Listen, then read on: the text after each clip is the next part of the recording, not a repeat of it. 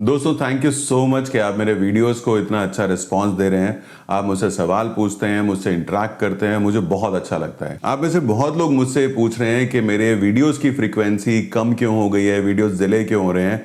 Actually उसके पीछे reason ये है कि मैं एक फुल टाइम फोटोग्राफर हूँ, एक फुल टाइम यूट्यूबर नहीं हूँ और आजकल मेरे शूट्स काफ़ी ज़्यादा चल रहे हैं और मैं चाहूँगा कि आप मेरे को इंस्टाग्राम पे फॉलो कीजिए, जहाँ पर कि मैं अपनी पिक्चर्स को डालता हूँ, वहाँ पर मैं BTS डालता हूँ। आप मेरी रील्स देख सकते हैं और देख सकते हैं कि मैं किस तरीके से काम कर रहा हूँ। थोड़ा सा वक्त लग रहा है मेरे को फ्रीक्वेंसीज को वापस लाने में, पर मैं पूरी कोशिश कर रहा हूँ कि वीडियोस को कंटिन्यूसली बना पाऊँ। तो चलिए शुरुआत करते हैं हमारे प्रोग्राम से। आपके सवाल मेरे जवाब, और लेते हैं पहला सवाल जो कि पूछा है पुरुषोत्तम फोटोग्राफी ने। पुरुषोत्तम पूछ रहे हैं, सर मैं Z6 में स्लो मोशन शूट कर रहा हूं तो मेरे कैमरे की सेटिंग शटर स्पीड 100 के नीचे नहीं जा रही है। मैं 30 FPS में शूट करता हूं। पुरुषोत्तम, ज्यादातर कैमरास के अंदर जितने आप FPS पे शूट करते हो वो आपकी मिनिमम शटर स्पीड होनी चाहिए, उससे नीचे आप नहीं जा सकते। तो यहां पर आप कह रहे हो कि आप स्लो मोशन में शूट कर रहे हो, दैट मीन्स कि आपका कैमरा 120 या 100 FPS के ऊपर होगा, पर आपने लिखा है कि आप 30 FPS पे शूट कर रहे हो। तो 30 FPS के ऊपर स्लो मोशन जब आप शूट करते हो तो वहां आप सेटिंग में जाकर के आप चेक करना, वहां पे लिखा होगा 30x4, यानी कि आपका कैमरा 120 FPS के ऊपर ही है, तो आपका कैमरा 100 से नीचे नहीं जा सकता। एक और ऑप्शन आपके कैमरा में आपको देखने के लिए मिलेगा जो कि लिखा होगा 1080 120। अब 120 और 30x4 के अंदर जिसके आगे स्लो मोशन लिखा होता है, उसमें फर्क सिर्फ इतना है कि जब आप 120 पे शूट करेंगे तो उसको आपको सिस्टम में ले जाकर के स्लो मोशन करना पड़ेगा, और जब आप 30x4 पे करेंगे जहां पर कि स्लो मोशन लिखा हुआ है ऑलरेडी, वो आपके कैमरा में ही स्लो मोशन में रिकॉर्ड होगा। सो बेसिकली आप जब भी स्लो मोशन में जाएंगे 100 पर या 120 के ऊपर जब आप शूट करेंगे तो आपका कैमरा उसकी मिनिमम जो शटर स्पीड होगी वो आपके FPS के बराबर ही होगी, उससे नीचे वो नहीं जा सकता है। अगला सवाल है VRD स्टूडियो फोटोग्राफी की तरफ से। VRD पूछते हैं कि सर Z6 II से जब वो वेडिंग शूट करते हैं तो उनके जो कट्स हैं वो बॉलीवुड में जो कट लगते हैं उनकी तरह स्मूथ नहीं आते, झटके से चेंज होते हैं, तो ऐसा क्यों होता है? यार एक्चुअली में आप किसी भी कैमरा से शूट करें, उस कैमरा का ये फंक्शन नहीं है कि वो आपके कट्स को स्मूथ करे।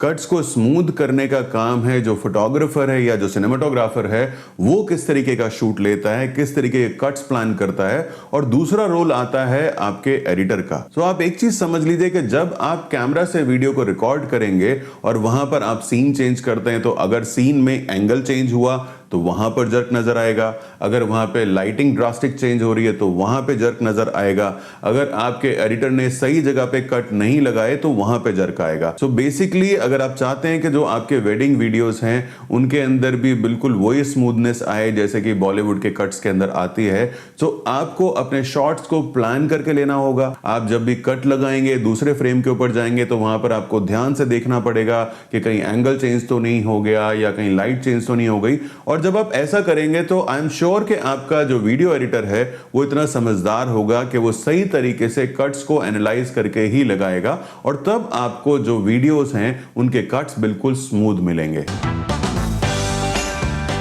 अगला सवाल पूछा है आकाश ने, और आकाश पूछते हैं, सर निकॉन के Z सीरीज में अडॉप्टर लगाकर फोटो निकालने से क्वालिटी में कोई फर्क पड़ता है या नहीं पड़ता, और FTZ और FTZ2 अडॉप्टर में क्या फर्क है? आकाश, जब भी आप FTZ अडॉप्टर यूज करते हो अपनी कैमरा बॉडी और लेंस के बीच में, तो वहां पर इमेज क्वालिटी के ऊपर तो कोई फर्क नहीं पड़ता है, लेकिन जो मेजर फर्क पड़ता है वो होता है आपकी ऑटो फोकसिंग स्पीड के ऊपर।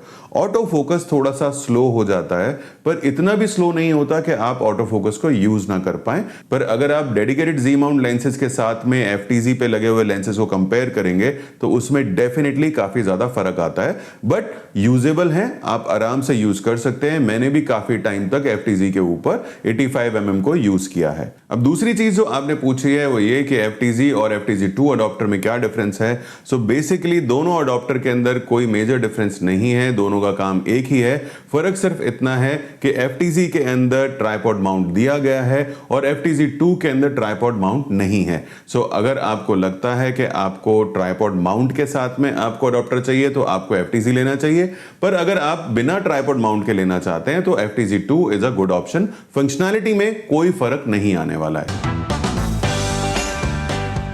अगला सवाल है सात्विक वेडिंग स्टूडियो की तरफ से। सर सोनी A7 III और Z6 II में कौन सा मुझे लेना चाहिए? आई एम निकॉन यूजर, 5 साल से D7200 और D750 यूज कर रहा हूं। मेरे पास 85mm और 7200 f माउंट लेंस है। सात्विक, क्योंकि आप पिछले 5 साल से निकॉन के कैमरास को यूज कर रहे हैं और आपके पास में 85 और 7200mm लेंसेज ऑलरेडी हैं, तो मैं आपको बहुत आसानी से ये कह सकता हूं कि आपको Z6 II ही लेना चाहिए। आप Z6 II जब ले लेंगे तो उसके ऊपर आप अपने एग्जिस्टिंग लेंसेज को FTC अडॉप्टर के साथ में यूज कर सकते हैं और आपको एक्स्ट्रा खर्चा लेंसेज के ऊपर अभी करने की जरूरत नहीं पड़ेगी। अब जहां तक बात है सोनी A7 III की, तो मैं ये कहूंगा कि Sony A7 III is very good for cinematic videos, पर फोटोग्राफी के अंदर मेरे को सोनी पसंद नहीं आता है। और वहीं अगर आप Z6 II के बारे में बात करेंगे, सो एक परफेक्ट आपको बैलेंस मिलेगा, एक अच्छी सिनेमैटिक वीडियो क्वालिटी आपको मिलेगी और प्रोफेशनल फोटोग्राफी भी आप इससे कर सकते हैं। सो बेसिकली Z6 II या Z7 II, ये दोनों जो कैमराज हैं ये वीडियो और स्टिल फोटोग्राफी के लिए बिल्कुल परफेक्ट कैमराज हैं। अगला सवाल पूछा है जगदीश बिराजदार ने। जगदीश कहते हैं सर मेरे पास में निकॉन Z6 II कैमरा है, अभी मैं एक लेंस लेना चाहता हूं, कौन सा लेंस लेना चाहिए मुझे थोड़ा सजेस्ट कीजिए। 85mm या 7200 बजट की कोई दिक्कत नहीं है। मुझे ऐसा लग रहा है कि इस सवाल को एज इट इज मैंने पहले लिया है, पर वो किसी और ने पूछा था, तो मैं फिर से आपको उसका जवाब दे देता हूं। 85mm और 7200mm लेंसेज के अंदर मेरा फेवरेट 7200 है। सो अगर आप एक हैवी लेंस को अपने साथ कैरी कर सकते हैं तो वहां पर आपको 70mm से लेकर के 200mm तक की फोकल लेंथ मिल जाती है। वहीं अगर आप प्राइम लेंस को लेंगे तो आपको सिर्फ 85 मिलेगा। आप ब्लॉक फ्रेम ही कैप्चर कर सकते हैं, आप वहां पे फंस जाएंगे। सो बेटर ये है कि आप 7200mm लेंस को यूज करें, ताकि एक ही लेंस को यूज करके आप आसानी से वाइडर शॉट्स भी ले सकते हैं और क्लोजअप भी ले सकते हैं। सो प्राइम लेंस आपको तभी लेने चाहिए जबकि आप 3-4 प्राइम लेंसेज ले पाएं और आपको लाइट वेट लेंसेज चाहिए या आपको 1.8 के ऊपर जाना है। पर अगर आप 2.8 के साथ में काम कर सकते हैं, जो कि मेरे हिसाब से बहुत आसानी से किया जा सकता है, तो सिंपल तरीके से मैं एक बार फिर आपको बता देता हूं। अगर आप चाहते हैं कि 70 से 200 तक की आपको फोकल लेंथ एक ही लेंस के अंदर मिल जाए, आपको बार बार लेंस बदलने की जरूरत ना पड़े, तो 7200। और अगर आप चाहते हैं कि आप लेंसेज को बार बार चेंज करें या आप गिम्बल पे यूज करना चाहते हैं जहां पर कि आपको लाइट वेट लेंसेज यूज करने चाहिए, तो वहां पर आपको प्राइम लेंसेज की तरफ जाना चाहिए। तो ये थे आज के सवाल जिनके जवाब मैंने आपको यहाँ पे दिए। अगर आपको ये वीडियो पसंद आया है तो इसको लाइक जरूर कीजिएगा, और एक्चुअली में आप इस वीडियो को अपने दोस्तों के साथ भी अगर शेयर करते हो तो वो भी इस वीडियो से फायदा उठा सकते हैं और अपने सवाल पूछ सकते हैं। और जितने सवाल लोग मुझसे पूछेंगे उतनी ही जवाब मैं आपको दूंगा और आप सभी को उसका बेनिफिट मिलेगा। सो चैनल अगर आपने सब्सक्राइब नहीं किया है तो वो भी सब्सक्राइब कर लीजिएगा। Thank you so much for watching this video.